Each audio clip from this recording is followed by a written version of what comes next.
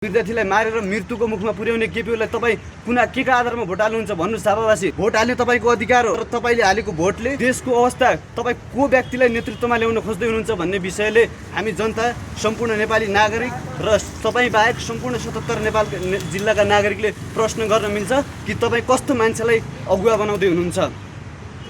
र यतिखेर पछिल्लो समयमा कांग्रेस एमाले माओवादीको धेरै मान्छेले विरोध गर्छन् र घण्टीलाई समर्थन गर्ने प्रक्रिया तीव्र अगाडि बढेको छ। तर घण्टीले समर्थन गर्नै पर्ने अवस्थामा तर घण्टीले पनि धेरै जस्ता घण्टा जस्ता कार्यकर्ताले छ के जनताले घण्टी भन्दैमा त्यो घण्टा जस्ता कार्यकर्ता किन राखे? घण्टीले चाहिँ घण्टा उठायो भन्ने कुरा गर्नुभयो क्या, त्यो चाहिँ गलत कुरा हो कि के हो? होइन, घण्टीले उम्मेदवारले घण्टा जस्ता उठाएको किन भन्नुहोस् न।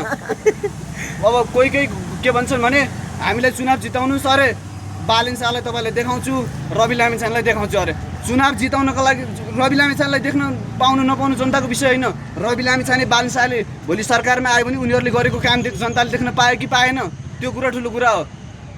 म काठमाडौँका मेयर बालिन शाहले जब काठमाडौँमा छात्रवृत्ति स्थापना गरेँ त्यहीँबाट मैले पढेँ, मैले निःशुल्क रूपमा +2 पढ्न पाएँ, त्यो ठुलो कुरा भयो नि। मैले बालिन शाहलाई भेट्न पाएको छैन, त्यो ठुलो कुरा भयो। अहिले रासपामय भएको छ, घन्टीमय भएको छ देश भनिरहनु भएको छ। तपाईँ एउटा जेएनजी पनि, तपाईँले केही रासपाको विषयमा विरोध पनि गर्नुभएको छ, यो विषयमा तपाईँ प्रश्न पादिनु न त।